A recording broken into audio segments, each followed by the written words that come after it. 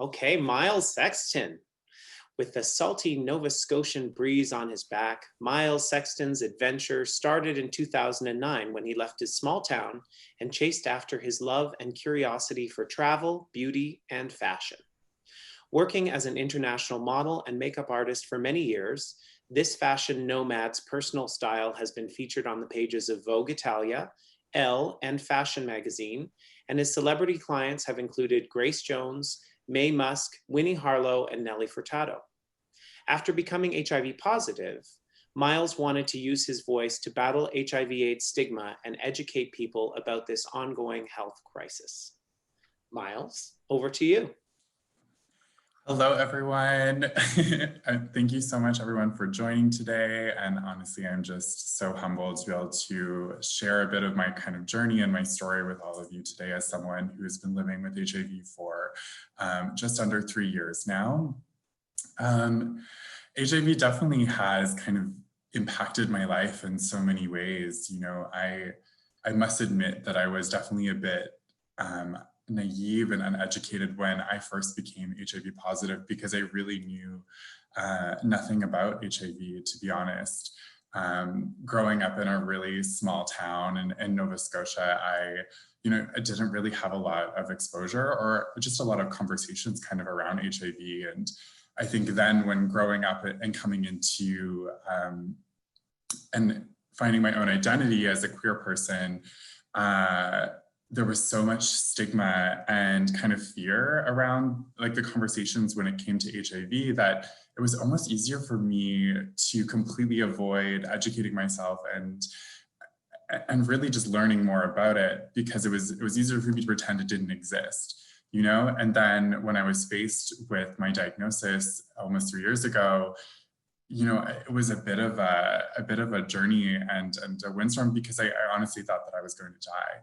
I knew nothing about the education and the advancements of medical science at this point, which is so crazy.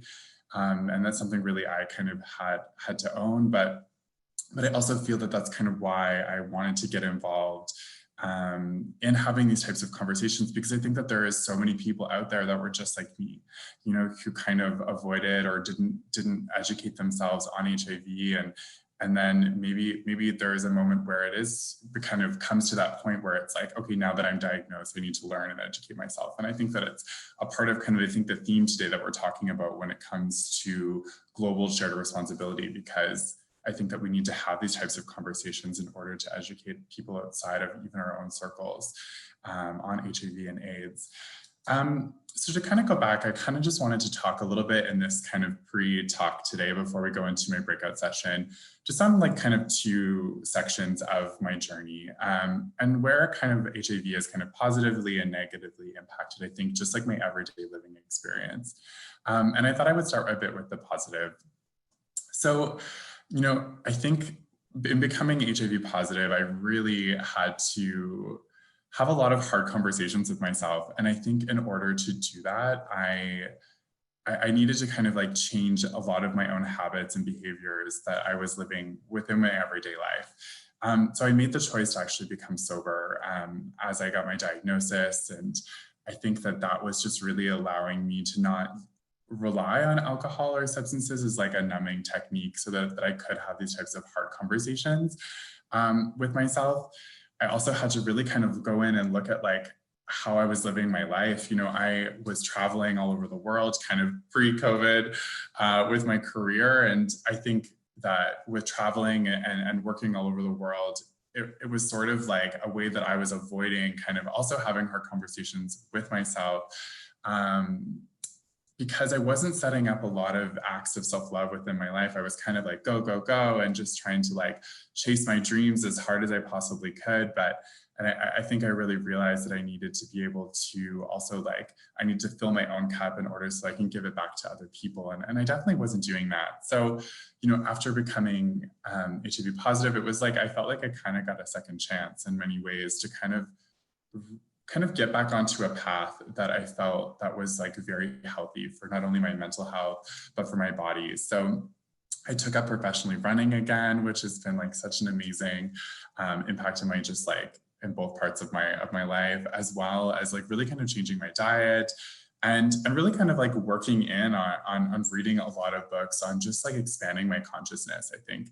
And all of these things were really kind of like inspired around, or really came from becoming HIV positive, because I was like, you know what, this is my opportunity to really like take this act of self-love, and so that I can get to a place where I can have these really hard conversations with myself, so that I can kind of move forward and reclaim my power that I felt that, and the stigma that I was kind of had inside, even when it came to HIV. So that was definitely like a huge part of the journey. And I'm going to get a bit more into that into my breakout room. But I do want to kind of go over to the flip side of things, and just kind of the everyday kind of pieces where HIV has kind of changed my life, and is like definitely, you know, I think we could look at it as negative, or we could look at it as an experience that, you know, of something that I just noticed and new into my life. Was, you know, it's weird how much like kind of fear that has, especially at the beginning, has kind of come into my life, and things that I've taken for granted. You know, before I was positive, I felt like I could walk right into a walk-in clinic and see any doctor for whatever it was, whether it was just like a common cold, you know. Where now, becoming positive, it's like I don't feel comfortable doing that, because I don't know what type of reaction I'm going to get. And there's just such a lack of, I think, of also education within the medical industry. I've really gotten such a spectrum of, you know, medical professionals, and the way that they're reactive when I do disclose my status to them, if I am going to see them. And so I, you know, now I really stick kind of with my specialist for everything, because I know that it's a safe space, whether it's just from the language that they use, or just on how they like emotionally react when I do disclose my status. And then I think this also kind of pulls in a bit of like, whether it's even just me going to the dentist, or me telling a tattoo artist, you know, about my status. It really is like kind of a shot in the dark a lot of the time, because I think there's still so much work to do with helping to educate people on the advancements of HIV, and, you know, and the fact that we can be undetectable and untransmittable now because of medication, which I think is so amazing. And even like in dating, for me, I've noticed that there's, you know, it's very interesting how much it's changed, you know, because I feel like I have to kind of disclose my status now on the first or second date at the latest, you know, because I think when I get too emotionally involved, even just there, I start like, you know, feeling like I'm getting attracted to someone, going on dates with them, and then I disclose my status and they like react in a negative way. It definitely is like much harder to do the later I kind of get involved with someone. So now I've really noticed I've had to like disclose right away, so that I can kind of like gauge where they're going to be at with that in the future, and also to kind of protect myself. Yeah, and I just, you know, I think just to kind of like go back to the theme a bit about the global solidarity and shared responsibility, I think that these types of conversations are so important, you know, and I just feel so grateful to be able to chat with all of you kind of a little bit today, and to open up and be vulnerable. And thank you for kind of listening to a little bit of what I have to say. And definitely I'm looking forward to going a little bit deeper. It's hard to kind of like talk about my full journey in like a short period of time. So hopefully in the breakout session, I can kind of go a little bit more into the depths of my journey. But I kind of just wanted to touch on those two pieces that were just kind of like some kind of key impacts that it's had on my life. So thank you so much.